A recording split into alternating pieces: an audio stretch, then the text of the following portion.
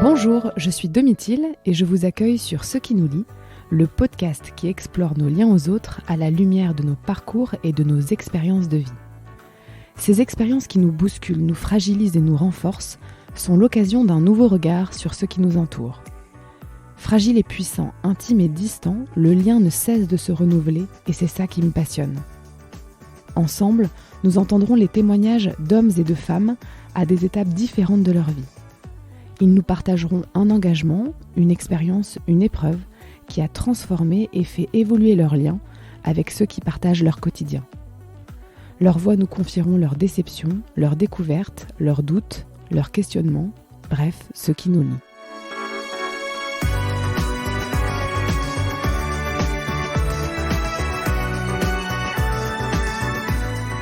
Depuis que je me suis lancée dans ce projet de podcast, je réalise que mon micro n'est qu'un prétexte pour aller à la rencontre des autres, pour explorer et essayer de comprendre leur trajectoire, pour me rapprocher de leur vie intérieure et nourrir la mienne.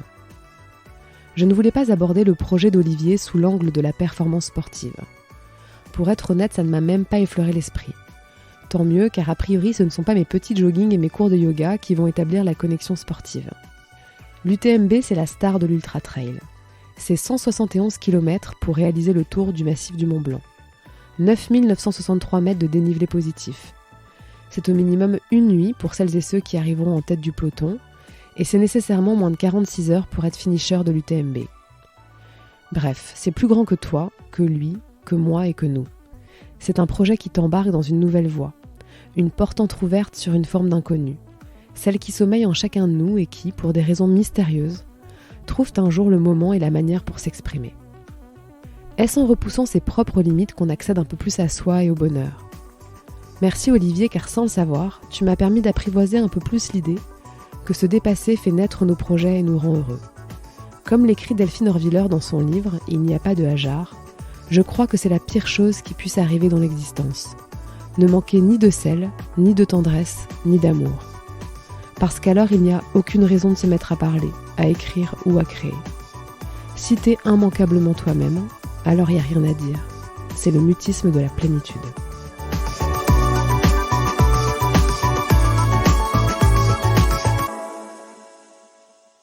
Donc, je m'appelle Olivier, j'ai 41 ans et je suis entrepreneur dans le web. Donc je crée des boîtes et en ce moment une app mobile. Est-ce que tu peux me dire pourquoi est-ce que ça représente pour toi de témoigner sur ce qui nous lie aujourd'hui ? Aujourd'hui, ce que je trouve intéressant, c'est de parler de nos parcours de vie. Le mien qui est, somme toute, assez banal, on va dire, mais qui est devenu un petit peu plus aventurier ces dernières années. Et je trouve intéressant de partager ses émotions, de partager le chemin qu'on a parcouru, ce que ça a changé vis-à-vis de nos proches, peut-être pour en inspirer certains ou en calmer d'autres, je sais pas, mais je trouve ça intéressant. Donc la suite dit que tu es plutôt entrepreneur dans l'âme. Pourquoi ? Qu'est-ce qui te plaît là-dedans, toi ? C'est une bonne question. J'aime beaucoup... En fait, avec l'arrivée d'Internet, on s'est rendu compte qu'on pouvait entreprendre beaucoup plus facilement que nos parents, qui devaient construire des entreprises souvent industrielles ou un peu compliquées. Là, Internet facilitait grandement les choses et ça m'a ouvert les yeux sur le fait qu'on pouvait résoudre des petits problèmes du quotidien assez simplement, en fait.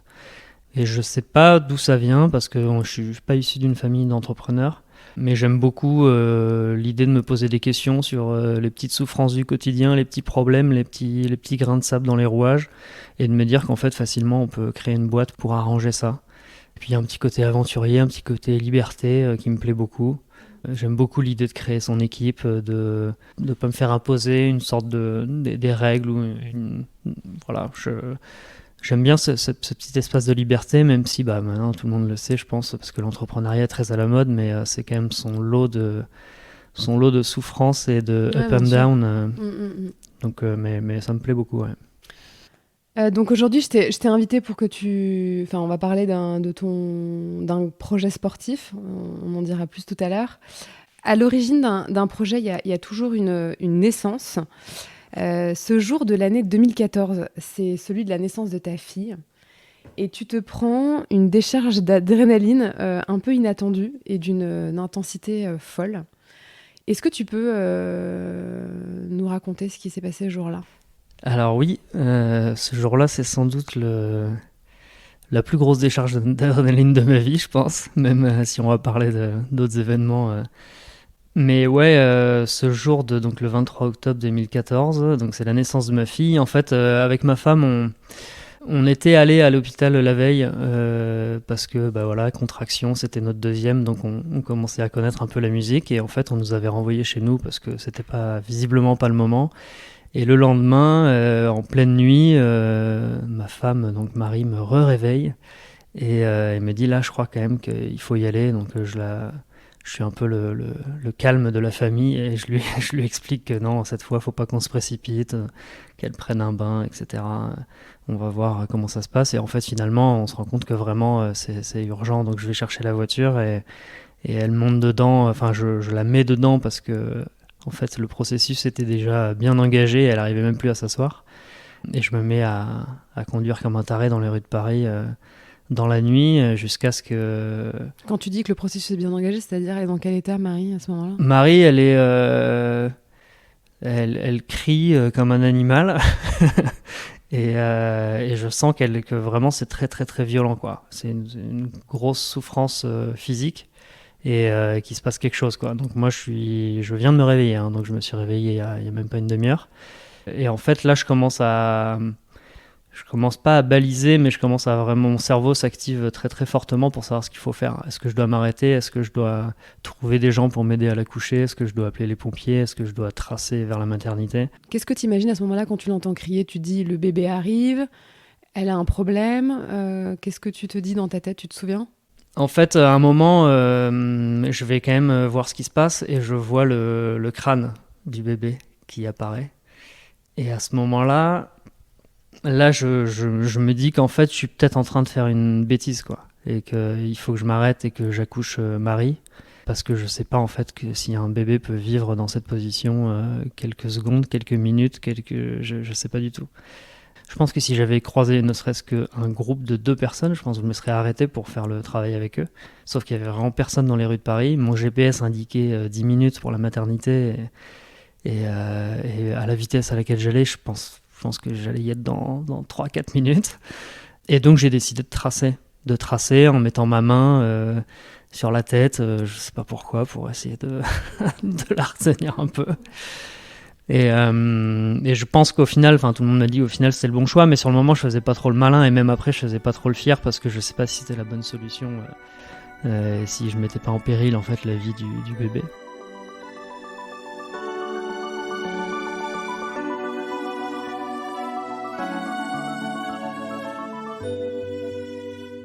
Pour la petite histoire, j'arrive devant les urgences et là il y a en même temps qu'un camion de pompiers, toute sirène hurlante, qui arrivait aux urgences. Et je me suis dit, il faut que j'arrive avant lui. Je me suis dit, il doit se passer quelque chose dans ce camion et j'ai pas envie que les gens s'occupent de la personne dans le camion, mais je veux qu'on s'occupe de moi. Donc j'ai tracé et je suis passé devant lui et je suis arrivé aux urgences, pas de la maternité, aux urgences classiques. Je suis sorti de la voiture, j'ai hurlé comme un malade pour que les gens viennent. Et à peine j'avais fait le tour, j'ouvre la portière et le bébé, j'ai même pas eu à l'accoucher moi-même. Le bébé est sorti directement dans mes bras. Mais là, je me suis retrouvé, donc ça faisait même pas 1 heure que j'étais réveillé. Et j'étais debout avec un bébé dans les bras, un cordon qui le reliait à ma femme qui était encore dans la voiture. Et complètement, voilà, à essayer de faire pleurer ce bébé. Je sais pas pourquoi, c'était le truc que j'avais en tête. Il faut qu'un bébé, ça pleure quand ça naît. Donc là, j'avais un petit bébé qui me regardait avec des yeux comme ça. Je voyais très bien qu'il était vivant, que tout allait bien, quoi. Mais je commençais à lui taper sur les fesses, à lui taper dans le dos, etc. pour qu'il pleure. Et au même moment, il y a les internes qui arrivent derrière moi et je leur dis prenez le bébé quoi. Et en fait eux étaient complètement décontenancés, ils s'attendaient pas du tout à avoir un bébé et ils me le laissent dans les bras et ils me disent non c'est bien ce que vous faites. Et là le bébé se met à pleurer, donc moi je suis content, je le passe à l'interne d'à côté et puis là ça devient mécanique. Alors en même temps il y avait Marie qui criait quelque chose. je savais pas ce qu'elle criait, mais elle criait elle avait l'air plutôt heureuse. Et là, après c'était mécanique. Monsieur, est-ce que vous pouvez reculer la voiture parce qu'il faut qu'on amène le brancard, machin et tout. Donc ils ont sorti Marie, Ils l'ont amené tout de suite dans une chambre. Je crois que tout allait bien. Et moi, je suis allé me garer, je suis revenu. Et là, j'ai eu ce fameux moment où physiquement, je pouvais plus avancer. Je suis arrivé devant la porte de l'hôpital et avant de pouvoir rentrer, j'ai dû m'asseoir par terre, quoi, parce que j'arrivais plus, j'avais les jambes coupées. Et là, il y a un interne qui est venu me voir, qui m'a demandé si ça allait et tout. Et on a parlé un petit moment. Et après, je suis allé voir Marie, qui m'a annoncé que c'était une fille. En fait, c'était ça qu'elle criait dans la voiture, parce qu'elle l'avait vu. Moi, j'avais pas fait gaffe. Ça, c'était ma plus belle expérience de sport extrême de toute ma vie, je pense.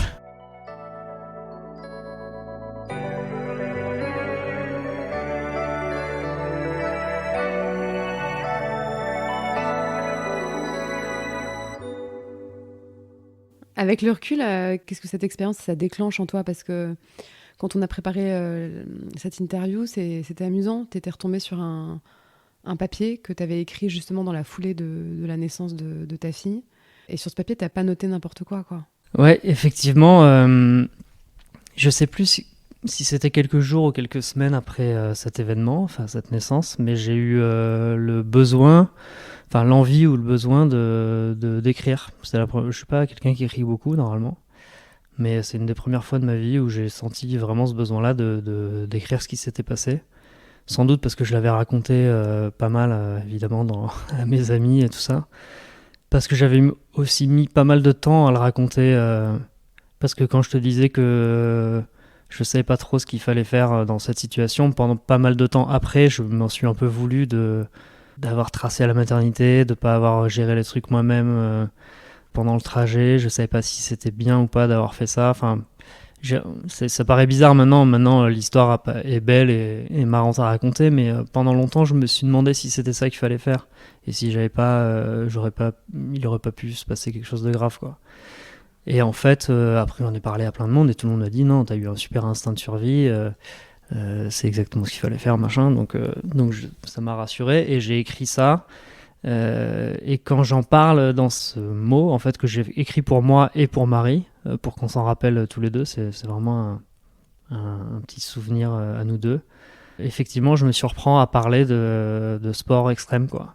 C'est-à-dire, qu'est-ce que tu as écrit, tu te souviens? Bah, je fais clairement le lien entre les petites aventures que j'ai pu avoir en disant voilà, j'ai fait du saut élastique, j'ai fait du saut en parachute, j'ai fait du surf en Indonésie, j'ai fait des trucs un peu extrêmes, du ski de rando. J'ai fait des trucs qui m'ont procuré beaucoup d'adrénaline dans la vie, mais à côté de ça, rien à voir. J'ai jamais ressenti à ce point-là cette dose d'adrénaline. Et je finis ce papier en disant que la vie est un sport extrême, que la paternité, je sais plus exactement comment je le formule, mais en gros, je parle vraiment comme je ferais un retour d'ultra trail maintenant, quoi, comme ce que j'ai pu écrire sur mon dernier ultra trail, quoi. Et t'évoques le trail, du coup? T'évoques la suite dans ce papier ou pas particulièrement? Non, pas particulièrement, mais quand c'est assez saisissant de lire, parce que j'ai écrit un report de mon UTMB sur papier, plus pour en parler avec mes amis et transmettre les émotions qui m'avaient parcouru. Ouais. Et quand on lit les deux à la suite, c'est assez fou parce que c'est un peu les mêmes mots, quoi. Et pourquoi justement, selon toi, cette poussée d'adrénaline, là, ce jour où ta fille naît, ça te fait autant vibrer? Alors avec tout ce que ça a d'agréable et de désagréable aussi, hein, mais tu dirais quoi? Je m'en rendais pas compte à l'époque, mais je suis convaincu qu'en fait le fait d'avoir vécu un moment très intense, voire un peu douloureux, ou ça soit un gros effort, on va dire, décuple le bonheur qui en résulte, quoi. Et je savais qu'une naissance c'était un événement heureux. J'avais déjà eu un enfant, donc j'avais déjà eu ce sentiment de plénitude, de bonheur absolu, voilà, plus rien ne compte, qui a été multiplié par 10 à la naissance de Charlotte, parce que c'est dans un contexte où on se réveille en pleine nuit, on est dans les rues de Paris, dans une voiture, à moitié habillé, avec un énorme stress, et puis là, le résultat est absolument fabuleux, quoi. À ce moment-là, vous vivez à Paris. Et donc, quand on a préparé cette interview, quand tu me parles de ta vie à Paris, tu m'as dit « J'ai 30 ans et je passe mon temps dans les squares avec les rats. » Au bout d'un moment, quand le fait d'avoir 2 enfants t'empêche d'avoir une vie sociale très forte, t'empêche pas mal de choses au final, donc tu te ressens sur ta famille, je me suis fait la réflexion de me dire mais qu'est-ce que je fous là quoi en gros. Et oui, j'ai eu cet épisode du rat dont tu parles, qui est en fait, j'ai eu un espèce de déclic un jour quand je suis allé promener mes enfants au square Montholon, qui était à côté de là où on vivait à Paris. Et j'arrive et là je vois ce square, je vois qu'il va falloir faire la queue au toboggan avec l'un, je vois qu'il va falloir caler la poussette ici et et je fais ça et je vois un rat qui passe sous les poussettes des enfants et là j'ai un espèce d'électrochoc. Déjà ça faisait un petit moment que je me sentais pas très bien à Paris et là je me dis mais en fait effectivement j'avais peut-être 30 ans ou 32, j'en sais rien, mais je me suis dit, en fait, t'as 30 ans une fois dans ta vie, quoi. T'as qu'une année de ta vie où t'as 30 ans. Et moi, je me lève un samedi et je vais dans un square avec mes 2 enfants où il y a des rats, quoi. Pour quelqu'un qui a grandi entre les Landes, Marseille, dans les calanques, à faire de la planche à voile, du surf, je me dis, mais pourquoi, quoi? Pourquoi je fais ça? Faut que ça change, quoi. Et qu'est-ce qui se passe alors du coup tu vas avoir une opportunité pour quitter Paris et venir vivre à Bordeaux. Comment vous en parlez tous les deux? Tu te souviens de ce jour où vous avez peut-être une discussion qui marque un peu un tournant quoi, dans votre vie de famille? Ouais, bah il se passe un gros travail de mon côté pour essayer de partir de Paris et de convaincre Marie que c'est mieux ailleurs en fait. Ouais, je bosse, j'utilise tous les arguments possibles pour qu'on change de vie et elle est super réceptive à ça. Et en vrai, elle est très facile à convaincre. Et donc, ouais, on cherche tout simplement du boulot hors Paris avec moi l'idée de. J'étais entrepreneur au tout début de ma carrière. Ensuite, j'ai vécu à Paris comme salarié dans des boîtes du web. Et du coup, moi, ma vie idéale, la prochaine étape, c'est d'être entrepreneur hors de Paris, dans le web, sur des thématiques qui me plaisent. Donc c'est ce que j'essaye de faire, évidemment. Et donc, on cherche à Marseille, on cherche à Bordeaux. Et on trouve à Bordeaux, où je trouve un projet pas loin d'être parfait, puisque on est dans l'entrepreneuriat, où je m'associe en fait au fondateur d'une start-up à Bordeaux. On pilote la boîte à 2 avec une équipe pendant plusieurs années à Bordeaux. D'accord, donc c'est 2015 quoi, l'année de votre départ. C'est ça. Ouais. Moi je pars fin 2014 et la famille me rejoint en début 2015.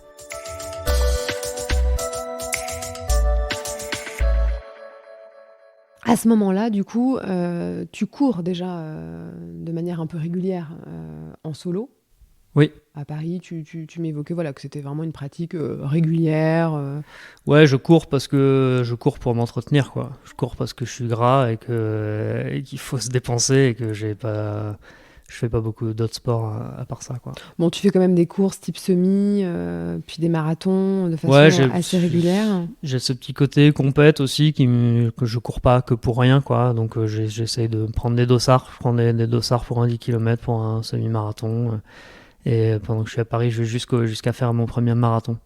Mais tu restes quand même assez crispé, c'est ce que tu m'avais confié pendant notre échange avant qu'on enregistre.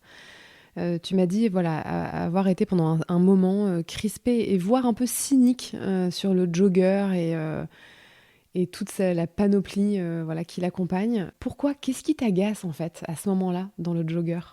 Bah, en fait, au départ, quand je me mets à courir, je trouve que c'est un sport de naze, quoi. Je trouve ça nul. Ouais. Je trouve que ça procure aucune sensation. Les vêtements sont immondes. Tout le monde est habillé en fluo avec des chaussures horribles.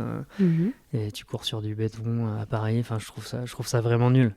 Mais parce que pour moi, les sports trop cool, c'est le surf, évidemment, avec le style qui va avec. Moi, je fais de la pelote basque aussi. Ça, c'est un sport traditionnel du Sud-Ouest.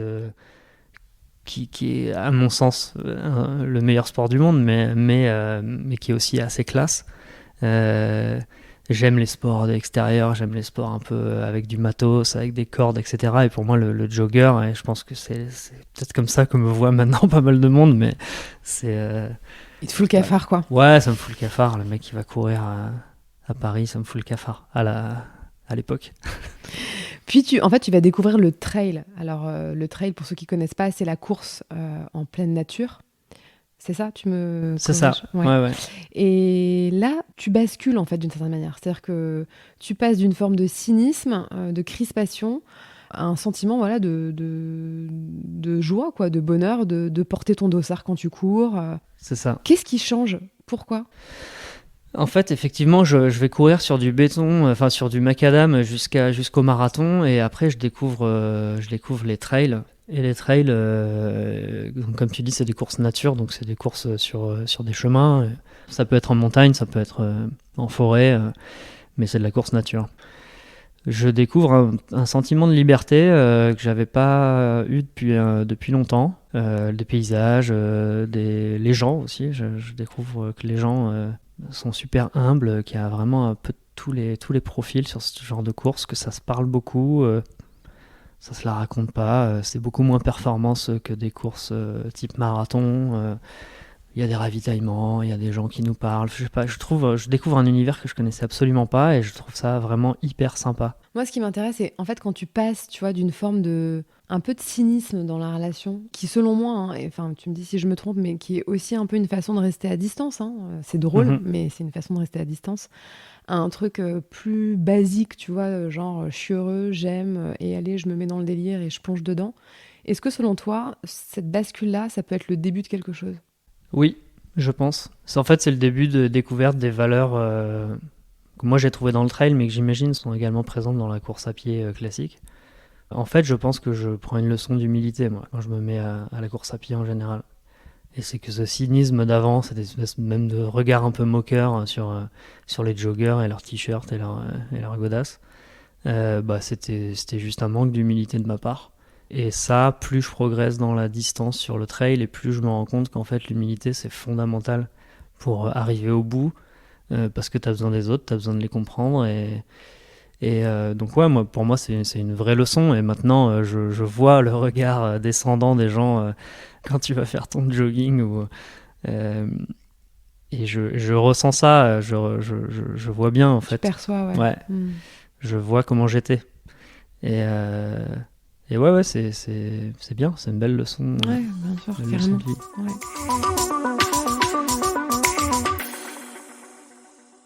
Donc l'Ultra Trail UTMB, tu l'avais a priori jamais vraiment envisagé. Est-ce que tu peux nous expliquer déjà ce que c'est? Parce qu'il y en a probablement plein d'auditeurs qui vont écouter cet épisode et qui ne connaissent pas. Et en quoi ça consiste? Voilà. Alors, l'Ultra Trail, donc l'UTMB, l'Ultra Trail du Mont Blanc, c'est une course de 170 km et de 10 000 mètres de dénivelé qui part de Chamonix et qui arrive à Chamonix. Donc en fait, c'est le tour complet du massif du Mont Blanc en passant par des cols qui vont jusqu'à 2005-2006. Cette course, elle est mythique. Cette année, c'était les 20 ans de cette course-là. Et moi, à l'époque, quand je démarre le trail, c'est même pas envisagé, quoi. C'est même pas envisageable. Enfin, je connaissais l'existence de cette course, mais pour moi, c'était pas le sport que je pratiquais, quoi. Donc, j'imaginais même pas faire ça. C'est vraiment que quand on commence à augmenter les distances qu'on commence à se dire, ça serait quand même fou, je sais pas, ne serait-ce que d'aller à Chamonix pour voir les mecs qui font ça, quoi. Et petit à petit, cette espèce d'admiration de cette course devient un rêve, puis devient un objectif, quoi. Plus j'ai rallongé les courses, plus je me suis dit, mais en fait, ça implique quoi de faire l'UTMB? Et là, je me suis renseigné. Et en fait, faire l'UTMB, c'est compliqué. C'est compliqué parce que ça demande un chemin hyper long, déjà de préparation physique, d'être capable de le faire. Et ensuite, pour s'inscrire, il faut des points, il faut des courses qualificatives. Enfin, il y a tout un système un peu compliqué de points, en plus qui a fortement évolué dans ces dernières années, dans lequel moi je décide de m'inscrire, quoi. Je me dis, ok, je Je vais pas tenter l'Ultra Trail du Mont Blanc d'abord, je vais tenter la petite, entre guillemets, puisqu'elle fait quand même 100 km et 6000 mètres de dénivelé, et je me dis je vais voir si je suis capable de faire celle-là. Donc je me lance dans cette aventure un peu folle, même complètement seul en fait, de participer à cette course. Et en 2021, je réalise la CCC, donc cette course de 100 km et 6000 mètres de dénivelé. Et c'est magnifique, quoi. Je la termine avec des émotions super fortes et un sentiment d'avoir atteint un bel objectif dans ma vie. Mais surtout, maintenant, s'ouvre à moi la vraie, la fameuse, la grande, quoi. L'UTMB, la vraie, qui fait quand même 70 km de plus et 4000 mètres de dénivelé de plus. C'est la prochaine étape. C'est la prochaine étape. Et toi, tu te dis en plus que t'aimerais réaliser cette course de l'UTMB pour l'année de tes 40 ans. Ouais. Il se trouve que, comme tu nous l'as évoqué là à l'instant, c'est un peu le parcours du combattant pour obtenir un dossard et que ça peut pas se faire pour l'année de tes 40 ans. Ouais. Mais ce sera pour celle de tes 41. C'est ça. Ce jour-là où tu apprends que tu as bien un dossard qui t'attend et que tu vas pouvoir courir cet ultra trail, qu'est-ce que tu ressens ? Effectivement, je pensais pas ressentir autant d'émotions au fait d'avoir accès à un dossard. Mais le jour où je suis sûr à 100% que j'ai mon dossard pour l'UTMB, je dois m'asseoir, quoi. Je m'assois et je réfléchis, ok, cette fois je vais vraiment le faire. À qui je vais le dire ? Est-ce que je le garde un peu pour moi ? C'est déjà une partie du rêve qui est réalisée, en fait. C'est que j'ai le droit de le faire. Parce que comme tu dis, c'est très compliqué d'y participer. Et pour mes 40 ans, je suis pas tiré au sort, tout simplement. J'avais réuni tous les points, j'avais fait toutes les courses qualificatives. J'étais allé me qualifier dans des courses pas possibles en France, en hiver, dans la boue, dans les machins. Et en fait, au final, c'est même pas suffisant. Il faut être tiré au sort. Et là, je l'avais pas été. Donc quand ça a été le cas pour celle-là, c'est une grande joie, quoi.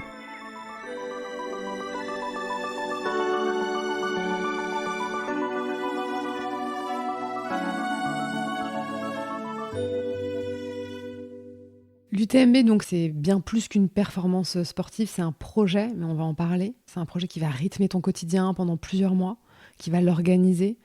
Il y a la préparation sportive, évidemment, qui est au cœur de tout, puisque c'est presque, tu disais, environ 7 à 10 heures d'entraînement par semaine. Mmh. Donc ça implique pas que toi, ça implique aussi ta famille, ta femme, tes enfants. Comment ça se passe ?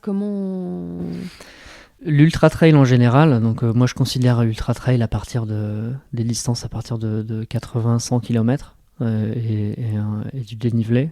Ça implique une préparation physique assez rigoureuse et comme tu dis, de travailler en mode projet. Donc il faut s'organiser, quoi. Surtout quand à côté tu es entrepreneur, que tu as 3 enfants, puisqu'on a eu un enfant à Bordeaux aussi, et une vie sociale.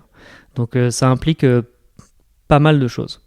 Jusqu'à la course qui précédait l'UTMB, j'ai jamais trop fait d'efforts sur mon alimentation, le côté de comment manger, comment sortir, etc. J'ai pas trop hygiène de vie, tout ça. Ouais, hygiène de vie, voilà. J'ai pas trop fait d'efforts là-dessus, donc C'est-à-dire, quand tu dis que tu fais pas trop d'efforts, c'est quoi, toi, ton... c'est-à-dire que je veux pouvoir concilier ça avec une vie sociale normale. On se fait des restos, on ouvre une bouteille de rouge les dimanches. Je veux pas enlever ça, quoi. Je veux pas enlever ça à moi et je veux pas enlever ça à Marie et à nos amis, etc. Je veux pas changer ça. Ouais, je suis d'un naturel plutôt bon vivant, convivial, et ça m'embêterait d'enlever ça. Même si parfois, j'ai une course préparatoire dans 3 semaines et il vaudrait mieux ralentir un peu, pas sortir ce soir.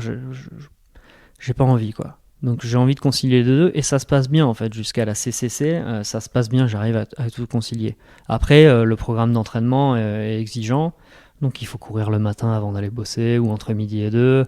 Je me suis inscrit dans un club d'arts martiaux qui fait du renforcement musculaire parce que j'habite à Bordeaux, il n'y a pas beaucoup de dénivelé, le week-end je suis dans les Landes, j'essaie de faire du surf et quand j'en fais pas, il n'y a pas vraiment de montagne, donc je fais du renforcement musculaire, je fais ce genre de choses.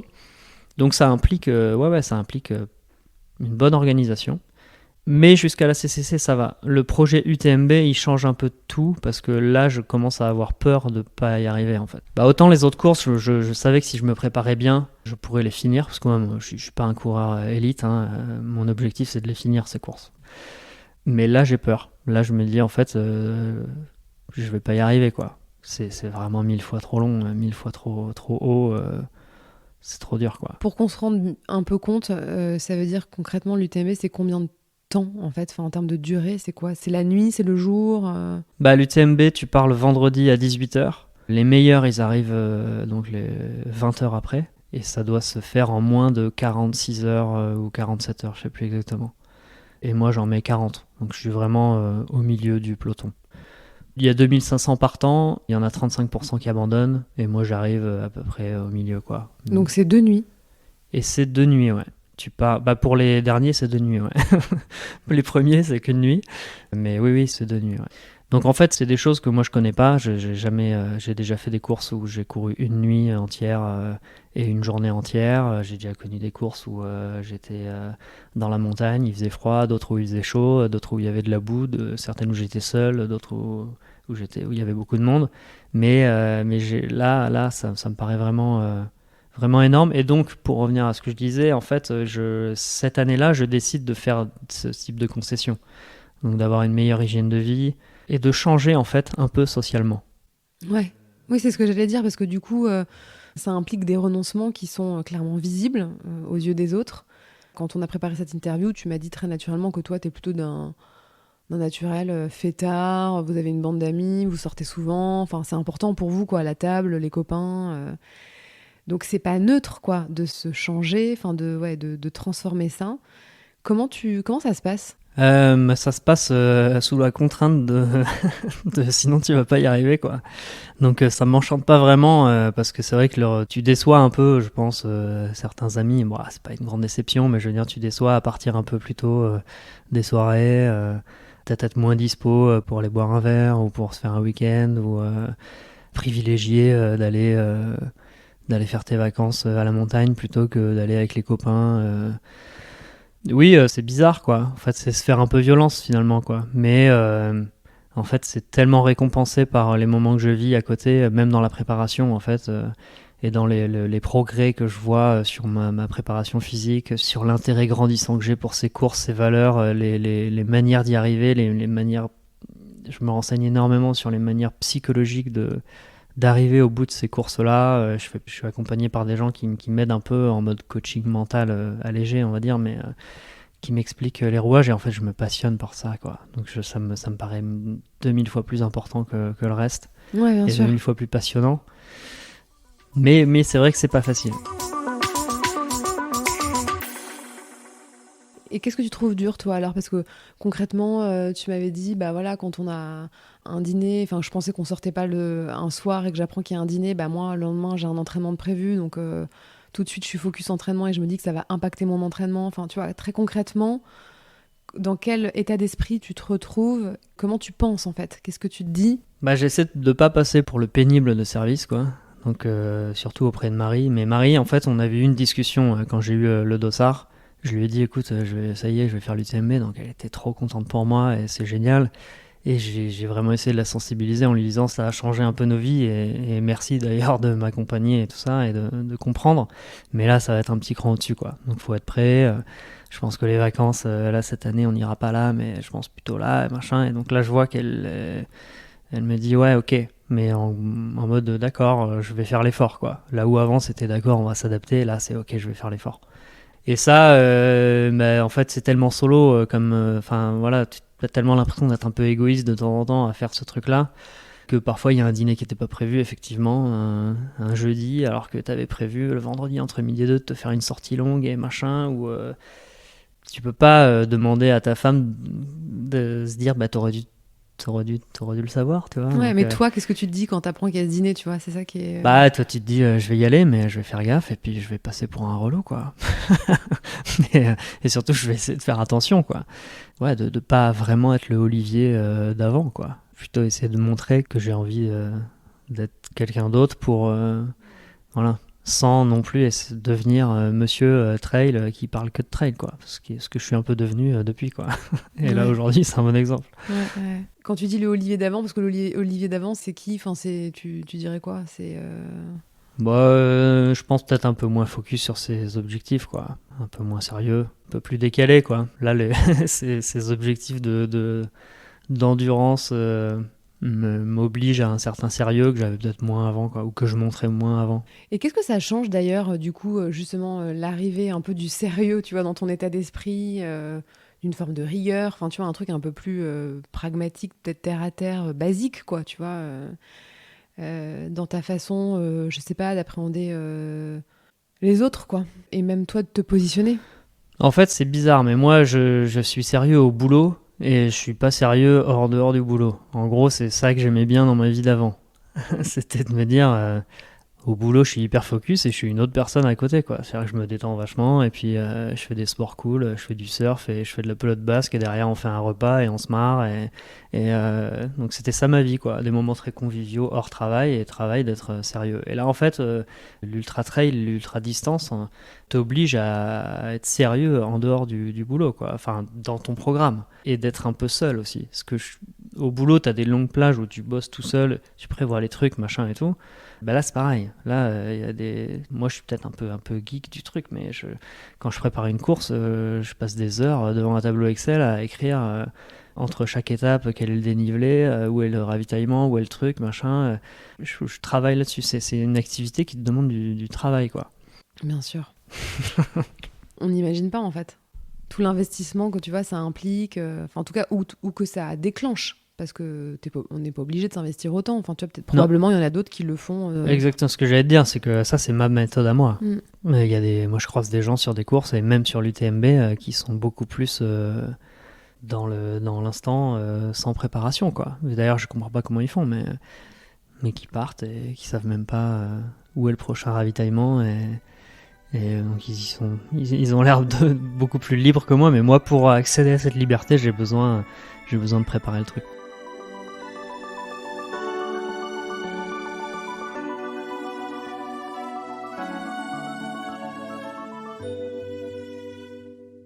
Bon, donc à ce moment-là, concrètement, toi, tu penses que t'es perçu comment par tes potes? Bah ça, faudrait leur demander, mais j'espère pas trop négativement. Mais en fait, je pense que dans la préparation de l'UTMB, je suis un peu monsieur UTMB, quoi. Donc on me demande tout le temps, alors, ça va, t'es prêt, et là, tu fais quoi? Et là, tu bois ou pas? T'as arrêté de boire? T'as arrêté de machin? Enfin, ouais, ça tourne en rond sur ces trucs-là, ce qui est cool parce que moi j'adore. C'est un sujet que mais globalement, les gens sont hyper bienveillants et même la plupart des gens sont curieux. Donc les amis proches sont curieux, sympas, bienveillants. Et après, on croise quand même des gens qui comprennent pas, quoi. Ouais, et ça prend quelle forme du coup? Bah la question classique, c'est mais pourquoi tu fais ça, quoi? Pourquoi tu t'infliges ça? C'est quoi ton but? Qu'est-ce que tu cherches à te prouver? Quand les gens ils te posent la question enfin quand ils veulent savoir pourquoi tu vas courir ce trail, et ben, qu'est-ce que tu as à te prouver? Comment tu reçois le truc, toi? Parfois, je comprends leur questionnement et je me dis, ouais, effectivement, même moi, je sais pas ce que je cherche à me prouver, mais donc je comprends. Mais la plupart du temps, ça dépend comment c'est dit, mais ça peut m'agacer, quoi. Quelqu'un qui t'annonce qu'il va faire le 170 km, 10 000 mètres de dénivelé autour du Mont Blanc, etc., je comprends que ça puisse interroger, surtout quand c'est pas un athlète, quoi. Moi, je suis loin d'être un athlète et tout ça, donc on voit bien que c'est un projet compliqué à réaliser. J'ai du mal à comprendre que la première question, ça soit mais qu'est-ce que tu cherches à te prouver, d'un air un peu négatif, quoi. Donc ça me dérange un peu, mais peut-être que si ça me dérange, c'est parce que effectivement, je sais pas ce que je cherche à me prouver.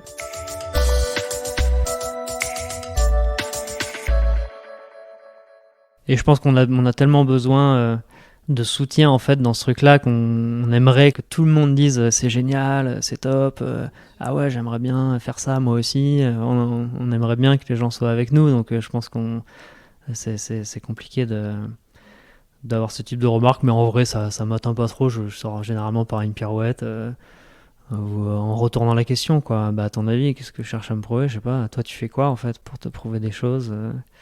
Ouais, ça doit être une crise de la quarantaine. Et toi, c'est quoi la tienne, tu vois? Mais En vrai, j'ai pas les réponses, donc peut-être que les questions qui gênent, c'est quand on n'a pas la réponse. Toi, tu te sens porté par un projet en fait qui est plus grand que toi finalement. Enfin, tu vois, l'Ultra Trail, l'UTMB, c'est d'une certaine manière, c'est ça, c'est ce genre de projet qui nous transcende, mais aussi qui s'installe dans tous les coins de notre quotidien. C'est un projet qui porte une exigence et du coup qui te fait explorer aussi d'autres facettes de ta personnalité. Qu'est-ce que ça suscite aussi socialement dans tes relations avec les autres ? Là, en l'occurrence, il y a ceux qui se tiennent un peu à distance et qui regardent ça avec un air presque un peu narquois, mais tu as aussi, j'imagine, d'autres choses qui se passent. Qu'est-ce que ça produit ? Bah alors, socialement, déjà, tu rencontres d'autres personnes, des gens qui ont la même passion, qui ont d'autres valeurs, on va dire, ou justement qui partagent des valeurs que tu croises pas forcément au quotidien, qui comprennent en fait ce que tu es en train de faire. Et ouais, c'est un projet en fait qui peut-être temporairement va bousculer un peu tes interactions sociales, quoi. Est-ce que avec tu vois, tes copains, tes potes, ça génère des discussions un peu différentes ? Est-ce que tu as l'impression que quand on s'engage dans un projet qui nous dépasse un peu, ça peut interpeller, ça fait qu'on accède aussi dans la relation à d'autres formes de discussion ? Oui, parce que cette question de qu'est-ce que tu cherches à te prouver, c'est, je pense, en fait une bonne question. Mais quand elle est bien posée, ben, ça amène avec tes potes à te questionner, effectivement. Pourquoi je fais ça, quoi ?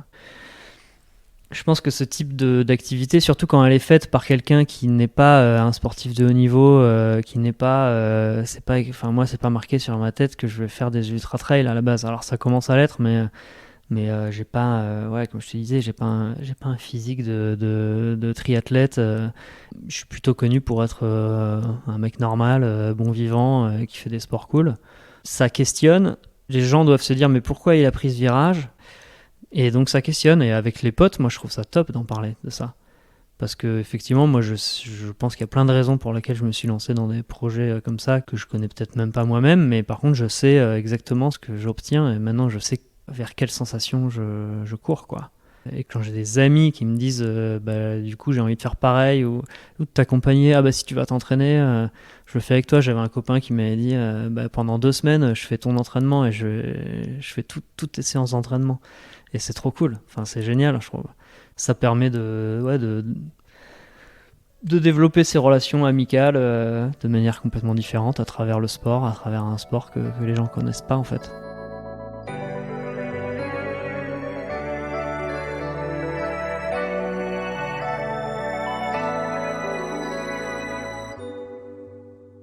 Puis ça y est, en fait, tu te retrouves à Chamonix. Ouais. C'est bientôt le départ. C'est comment l'ambiance ? Qu'est-ce que tu ressens ce jour-là ?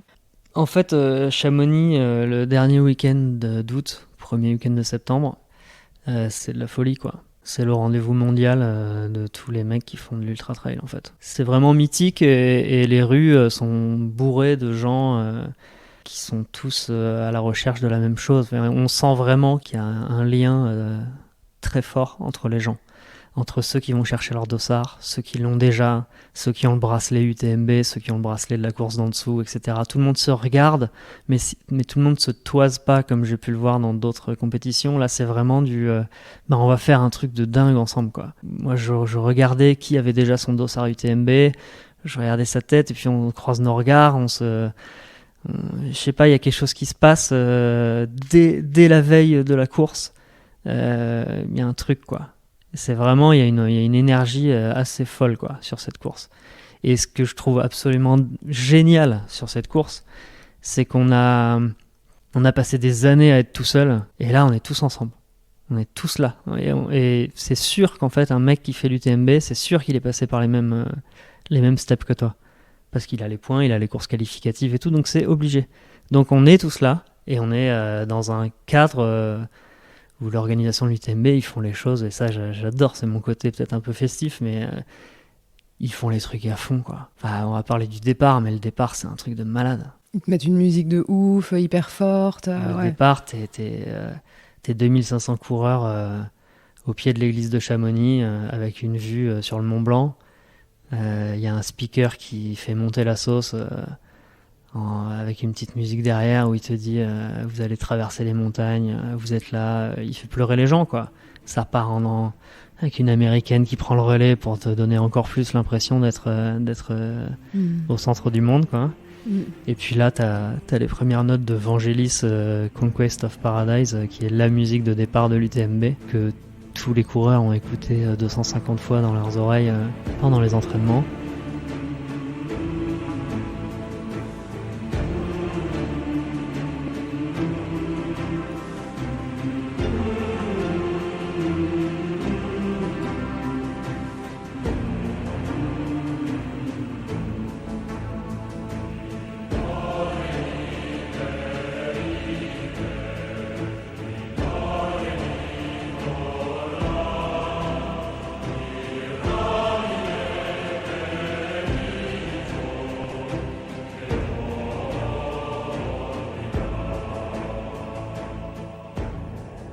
Et là, t'as les poils qui se dressent, t'as tes voisins qui se mettent à pleurer, et tu regardes le Mont Blanc, tu te dis je vais faire le tour, ça y est, j'y suis quoi. C'est un truc de malade.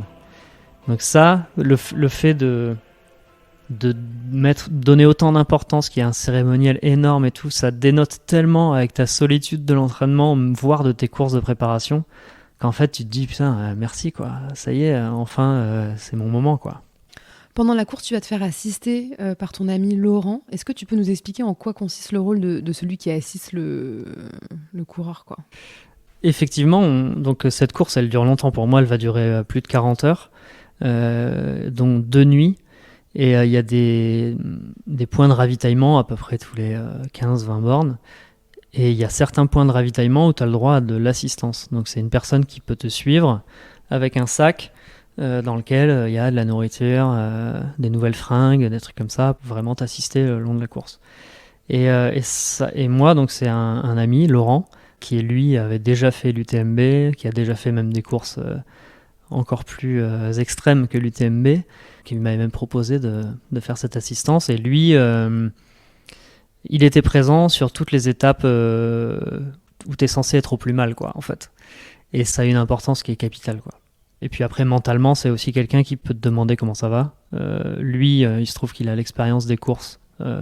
Donc il me demande comment ça va, mais il me regarde aussi. Il voit si ça va vraiment ou pas. Qu'est-ce qu'il observe à ce moment-là, quand il te demande comment tu vas?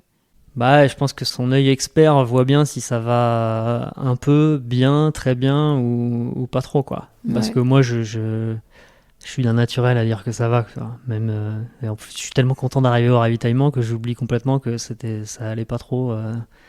Donc j'ai plutôt tendance à lui dire ça va, mais lui il me regarde dans les yeux, il m'assoit et puis il me pose des questions qui vont bien. Laurent, c'est un mec qui parlait pas énormément sur les ravitaillements, qui allait droit au but, quoi, à savoir est-ce que tu as eu des hallucinations, comment tu t'es alimenté, comment ça se passe en montée, comment ça se passe en descente. Ouais, ok, ça va. Bon, là, il sait qu'il peut partir en mode blague. On se fait quelques blagues. Ok, je vais te chercher de l'eau, machin. T'as besoin de quoi? Et puis, et terminé, quoi. Et après, il te raccompagne il te briefe sur la prochaine étape et on se revoit 4 heures après, quoi. Parce que les hallucinations, quand t'en as, t'es conscient que t'as des hallucinations? Ah, ça, les hallucinations, c'est un sacré sujet, ouais. Moi, j'y croyais pas trop, en fait, qu'on avait des hallucinations, parce que tout le monde te dit ouais, j'ai eu des hallucinations, j'ai vu des trucs de fou dans la forêt et tout. Moi, j'étais là, ouais, bon, ça me paraissait bizarre, et effectivement, moi, j'ai eu beaucoup d'hallucinations, quoi. Donc, la deuxième nuit, parce que j'ai fait le choix de pas dormir, et en fait, le fait de pas dormir te provoque des hallucinations. Des hallucinations dans lesquelles t'es conscient du truc, tu sais que c'est des hallucinations, mais c'est quand même assez surprenant, quoi. Moi, tous les cailloux au sol avaient un visage. Donc je voyais des petits smileys partout, quoi. Donc tu sais que c'est une hallucination, mais tu te dis putain, c'est quand même bizarre, quoi. Évidemment, il y a des animaux qui traversent la route toutes les 10 minutes, quoi. Les arbres, ils prennent des formes pas possibles, mais c'est contrôlé, hein. C'est-à-dire qu'au début, mes hallucinations, moi, je les contrôlais. Et ça, c'était une question qu'avait Laurent à chaque ravitaillement. Il me disait, ok, mais tes hallucinations, c'est bien, tu les apprivoises en gros, mais est-ce que t'en as pas trop, quoi? Parce que je pense qu'il savait que si t'en as trop, le seul moyen, c'est de dormir. Et donc t'as eu besoin de dormir un peu? Et non, j'ai pas dormi, non. J'ai jamais eu sommeil, j'ai eu beaucoup d'hallucinations. À un moment, j'ai eu des hallucinations que je contrôlais plus, donc ça me faisait un peu peur. Où je voyais vraiment des choses, j'avais vraiment l'impression d'être dans des endroits où j'étais pas, en fait. Mais la nuit était assez avancée pour que j'attende le lever du soleil. Et là, c'est vrai que des hallucinations en pleine journée, là, j'en ai pas eu. Ouais, donc tu t'en remets quand même vraiment complètement à lui et à la fois tu te montres d'une certaine manière fort, mais aussi hyper vulnérable, quoi. Ah bah ouais. En fait, je sais pas comment j'aurais fait sans lui. J'allais plutôt bien, moi, pendant toute la course. J'ai eu des gros moments de moins bien, mais que j'ai réussi à contrôler, gérer tout seul. Ça s'est passé entre les ravitaillements. Ces moments de moins bien, ouais, qu'est-ce qui se passe, ouais, tu peux nous raconter? J'ai eu 2 moments très durs. J'ai eu un moment au milieu de la course où bah, t'arrives plus à lever les jambes. Tout commence à lâcher petit à petit. Ton moral, ton physique. Tu te dis qu'est-ce que je fous là, etc. Mais ça, c'est des moments que j'avais préparés. Donc je savais que ça allait arriver et je savais à quoi me raccrocher. C'est-à-dire, quand tu dis que tu les avais préparés, comment tu... Bah, j'avais des pensées positives préparées à l'avance. Ah Je ouais. savais à quoi j'allais penser. Quand tu te prépares mentalement à une course de cette distance, il y a des choses à savoir, quoi. Il y a des trucs qu'on se dit entre trail-trailer, notamment ça repart toujours. Ça repart toujours, c'est une phrase que tout le monde dit, ça repart toujours. C'est-à-dire que tu peux être dans le pire état, ça va repartir, c'est sûr. Et quand tu l'as déjà vécu et que tu le sais, bah moi je savais que ça allait repartir en fait. C'est vrai que sur le moment, t'es au bout de 100 bornes et 5000 de dénivelé, t'es épuisé, t'es éreinté, t'as vraiment l'impression que ça repartira pas. Mais en fait, tu expliques à ton cerveau que ça doit repartir. Et ça repart.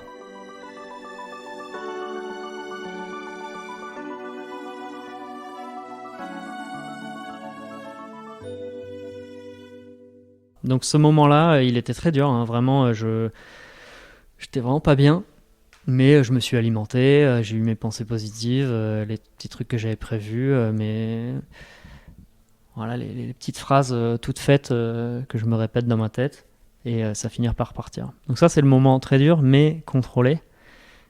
Et le deuxième moment que j'ai eu, bah, peut-être qu'on l'abordera à l'arrivée, mais c'est la dernière montée, quoi. Où je quitte Laurent du ravitaillement plutôt bien, et on se donne rendez-vous à Chamonix. Et là, je sais que c'est fini en fait. Je sais que je vais y arriver. Donc, je suis trop content. Tellement content que je me dis que je vais attaquer quoi. Je vais finir. J'ai envie d'arriver à Chamonix quoi.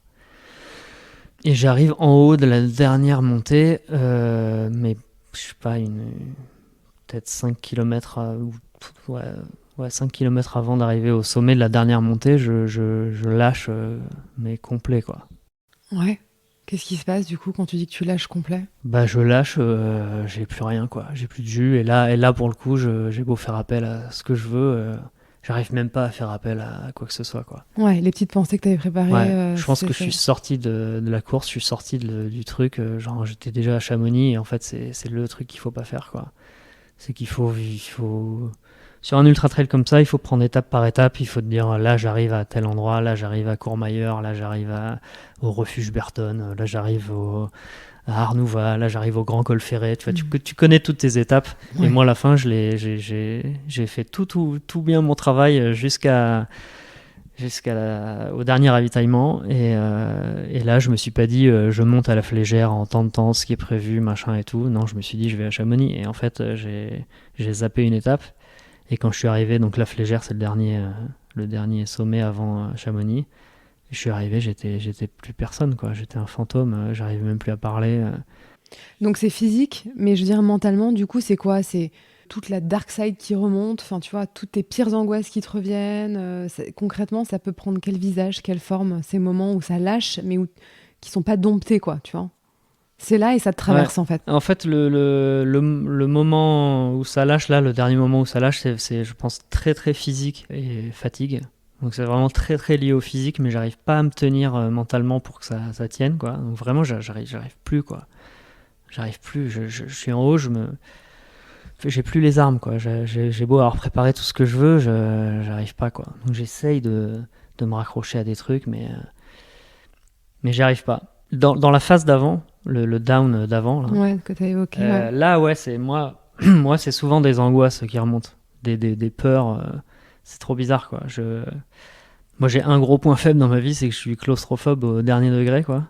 Et, euh, et dans ces moments-là, je suis dans un tunnel quoi. Genre je suis au pire endroit où je peux être quoi. C'est-à-dire que j'ai un tunnel qui se referme sur moi, c'est horrible, quoi. Ouais, c'est Donc, pas un tunnel c'est vrai que visible, enfin je veux dire apparent, mais c'est un tunnel Ouais, c'est mon sentiment que j'ai quand mental, je suis quoi. claustrophobe qui vient, quoi. Ouais, exactement. Et ça, tu te dis, putain, mais pourquoi, quoi? Pourquoi ça m'envoie ça comme message, quoi? Ça pourrait être une souffrance physique ou autre. Là, c'est trop dur, quoi. Donc, le message, ça, on se dit, ok, c'est un espèce de petit combat et je vais le gagner, quoi. Mais le dernier down que j'ai, c'est pas un combat, c'est juste, il n'y a plus d'essence, il n'y a plus rien, c'est terminé, quoi. Et si je suis pas en haut de la dernière descente pour Chamonix, je pense que je vois même pas comment j'aurais fait pour continuer cette course, quoi. Qu'est-ce qui fait qu'à un moment donné, quand ça lâche, tu vois, plus ou moins d'ailleurs fortement, que ce soit mentalement, physiquement ou les deux, tu vas au-delà de toi, quoi. Tu vois, il y a un élan pour dépasser, tu vois, ce qui te fait souffrir et l'épreuve en tant que telle. Moi, je dirais que c'est la clé, c'est la préparation. C'est d'être prêt à ça. Faut être armé. C'est comme tout dans la vie, quoi. Je pense que si tu as déjà vécu quelque chose de compliqué, etc., que tu sais comment t'en sortir, bah tu t'en sors la prochaine fois, quoi. Mais il faut savoir, quoi. Faut le savoir. Si tu sais pas que ça repart à chaque fois, tu t'arrêtes, quoi. C'est sûr. Si tu sais pas que penser à, je sais pas moi, tes enfants ou à un projet que t'as en tête avec ta famille ou avec des potes, ou que ça va t'aider à faire switcher le cerveau sur autre chose et te recanaliser sur un truc positif qui peut te faire repartir. Si t'as pas ces armes-là, si tu t'es pas préparé à ça, alors il y en a certainement qui l'ont naturellement, moi je l'ai pas naturellement, mais si j'avais pas cette technique-là, j'aurais pas réussi. Alors c'est très technique parce que c'est des pensées positives que tu as préparées, qui sont quasiment dans un tiroir, tu vois, de ton cerveau, quoi. Mais si on les regarde, ces images-là, en fait c'est que des images de liens, de relations, de gens que t'aimes. C'est ça les armes les armes, dans un trail. Les armes dans le dur, c'est ça. C'est que les gens, les liens. Et après, t'as des armes, les autres coureurs. Les autres coureurs et les bénévoles qui sont au ravitaillement, sans eux, tu finis pas non plus, quoi. De toute façon, de base, pour faire 170 km et 10 000 mètres de dénivelé, si t'as pas de personne qui te donne de l'eau ou de la bouffe, tu peux pas le faire. Donc le lien aux autres, il est primordial.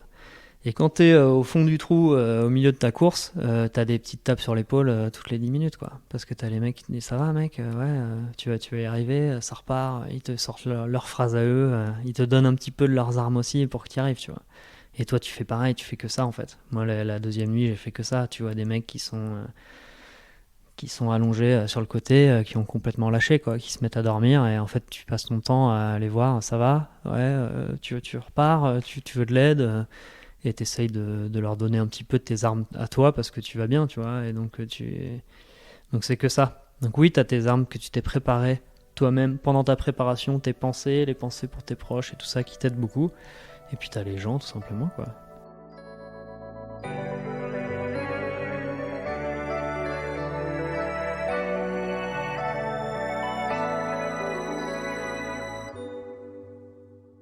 On se dépasse pour soi ou pour les autres finalement, enfin, quand on fait ce genre de projet.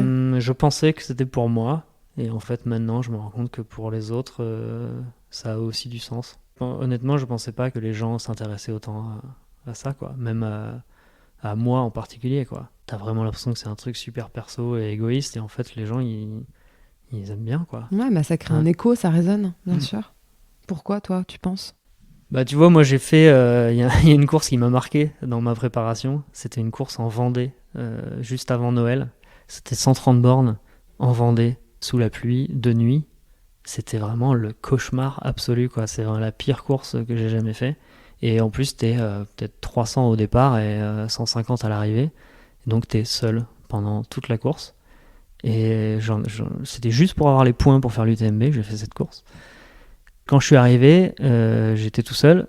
Il y avait une dame dans une salle polyvalente d'un village de Vendée qui m'a mis une chaise et une bière et qui m'a réconforté. J'ai trouvé ça génial. Et je suis rentré le soir même à Bordeaux en bagnole. Et je me suis dit, mais je suis seul au monde, quoi. Il n'y a que cette dame et ma femme qui m'attend. Et en fait, je suis tout seul et je vais parler à personne de cette course-là. Pourquoi je fais ça? Et donc tu te dis, ouais, je suis vraiment dans un projet totalement perso et tout. Et après, tu fais l'UTMB et c'est l'inverse total. C'est-à-dire que les gens adorent ça, en fait. Adorent te suivre, adorent regarder ce que tu as fait, connaître tes émotions, tes moments durs, tes moments cool et tout ça. Et tu te dis, mais pourquoi en fait pourquoi j'en ai pas parlé avant du fait que je faisais des trucs comme ça. C'est très bizarre comme sentiment. Tu passes vraiment d'une quête perso à un truc que tu peux partager, quoi. Que tu partages avec tout le monde, même des gens que tu connais pas, quoi. Ouais. Dernière descente vers Chamonix. Et c'est un moment qui est assez fort, parce que quand on en a parlé, tu m'as évoqué avoir ressenti une espèce de plénitude, une espèce de cohérence, comme si toutes les pièces du puzzle s'emboîtaient enfin. Ouais. Dernière descente, c'est un truc de fou, en fait, parce que Marie et mes enfants, ils ont fait l'assistance le premier jour avec Laurent. Et après, ils sont rentrés à Bordeaux, où ils étaient censés rentrer à Bordeaux, parce que c'était la rentrée des classes le lendemain de l'arrivée de l'UTMB. Donc, et j'avais une petite fille dans le plâtre en plus, donc c'était compliqué. Bon, bref. Donc, en gros, on a pris la décision de tant pis, vous serez pas là à l'arrivée, quoi. Alors, ça m'a fait un peu de peine parce que j'avais imaginé qu'ils auraient pu être là, mais bon, il se trouvait que c'était pas prévu comme ça. Et moi, dans cette descente, donc comme je t'ai dit tout à l'heure, je suis au plus mal en haut. C'est-à-dire que je suis... j'ai plus rien, plus de jus, rien, et je me traîne pour aller à Chamonix, quoi. Et là, c'est vraiment un calvaire. Et petit à petit, en fait, je fais appel à toutes les armes dont on a parlé, et ça repart un peu. Et au milieu de la descente, je commence à recourir. Et là, quand je comprends que je vois Chamonix et je comprends que ça va arriver, je me sens... ça repart complètement, quoi. Je commence à ressentir une sensation que j'ai pas connue depuis tu vois, peut-être 2014, Charlotte, quoi. Enfin non, j'ai eu un autre enfant après, donc peut-être pas, mais aussi forte que la naissance d'un enfant, certainement pas. Mais effectivement, à partir de ce moment-là, je commence à être heureux, quoi. Vraiment à ressentir le vrai bonheur, quoi. Le bonheur total. Pas du plaisir, du bonheur total. Où je vois Chamonix, j'ai les jambes de feu, je sens que je peux courir, et voilà, je suis arrivé. Je sais pas comment dire ça, mais en gros, tout se range bien, quoi. Ça y est, t'as passé des années à te préparer, maintenant, t'es en train de finir. Il y a du monde partout. C'est le Tour de France, quoi. Les gens, ils t'applaudissent, ils crient ton nom. Tu rentres dans les rues de Chamonix. Je sais pas, c'est un moment hyper fort, quoi. C'est vraiment c'est hyper prenant et ça remplit intégralement. Donc je suis dans Chamonix, tout le monde applaudit, tout le monde crie ton nom. T'as certains mecs avec qui t'as couru pendant toute la course qui sont à côté de toi. Je croise un groupe de mecs que je connais absolument pas qui arrivent aussi et qui étaient arrêtés sur la route et qui se prenaient dans les bras, qui pleuraient et tout ça, quoi. Et moi je m'arrête, genre ça va, et ils me prennent dans leurs bras, quoi. Je les connaissais même pas. Et ça me met une émotion de dingue aussi. Je me dis, putain, c'est dingue, quoi. J'aurais jamais pensé m'arrêter pour prendre dans mes bras les gens derrière moi, tu vois. Mais eux, ils le font et je trouve ça fou, quoi. Et j'arrive dans Chamonix et là, j'arrive à un virage et je vois Laurent. Et sur les épaules de Laurent, je vois Charlotte, ma fille. Et à côté, je vois Brune, mon autre fille, et Bart, mon fils. Et Marie, quoi. Et là... Je sais pas comment te dire parce que j'aurais dû halluciner qu'il soit là. Et en fait, c'était le truc que je m'étais imaginé dans ma tête depuis toutes ces années, c'était que je finis la course avec eux, quoi.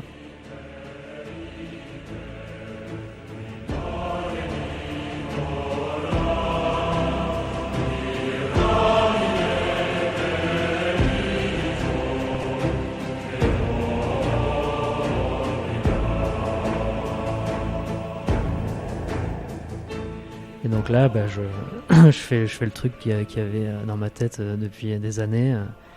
Je prends la main de ma fille, mon fils court à côté de moi, Marie aussi, et Laurent qui court aussi en mode machine parce que lui, il a pas dormi de la nuit et il se met à courir avec ma fille sur les épaules. Et donc on franchit la ligne tous ensemble, quoi, comme prévu, quoi, en fait. Et là, t'imagines que le bonheur que j'avais déjà dans la descente, là, c'est juste, c'est du rêve complet, quoi. Ouais, et justement, est-ce que tu penses que la souffrance endurée, physique, tu vois, mais aussi mentale, parce que c'est des renoncements, et l'inconfort, la sensation désagréable, ça fait partie du processus pour au final, à la fin, tu vois, ressentir ce qu'on appelle le bonheur. Ouais, j'en suis sûr. J'en suis sûr et certain. Je pensais à ça avant et maintenant, en tout cas pour moi, ça marche comme ça.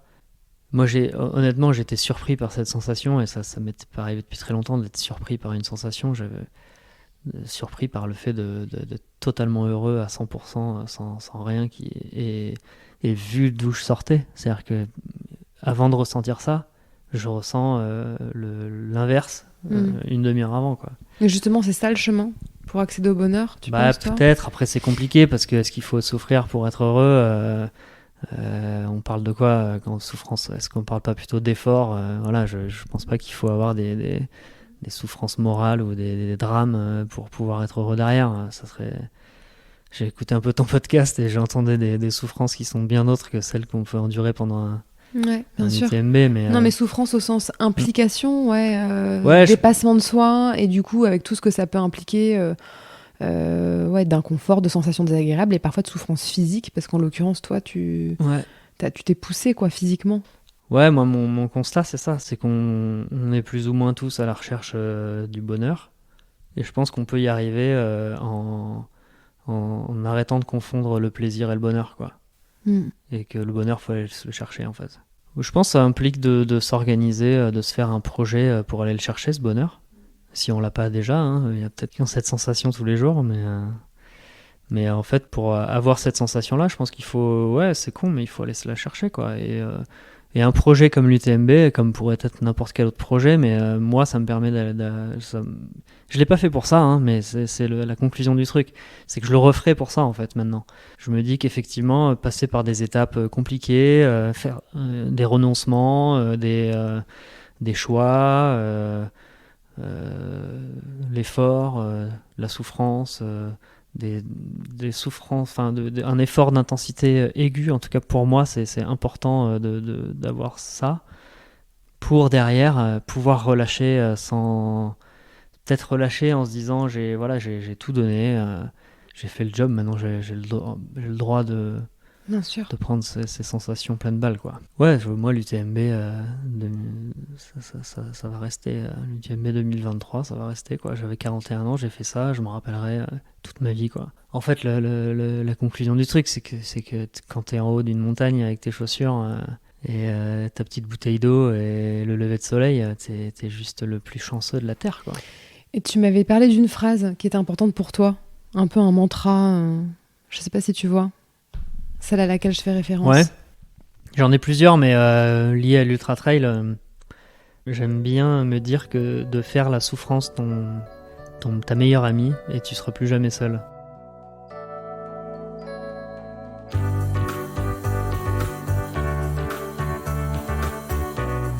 Le montage de cet épisode a été réalisé avec l'aide de Lola Sotioyer.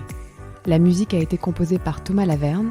Je suis Domitille Tassin et vous écoutez Ce qui nous lie, le podcast qui raconte l'évolution de nos liens au gré de nos parcours de vie. Pour soutenir Ce qui nous lie, n'hésitez pas à vous y abonner, lui mettre 5 étoiles ainsi qu'un commentaire. C'est vraiment ce qui m'aide le plus. Je vous retrouve tous les 15 jours pour un nouvel épisode.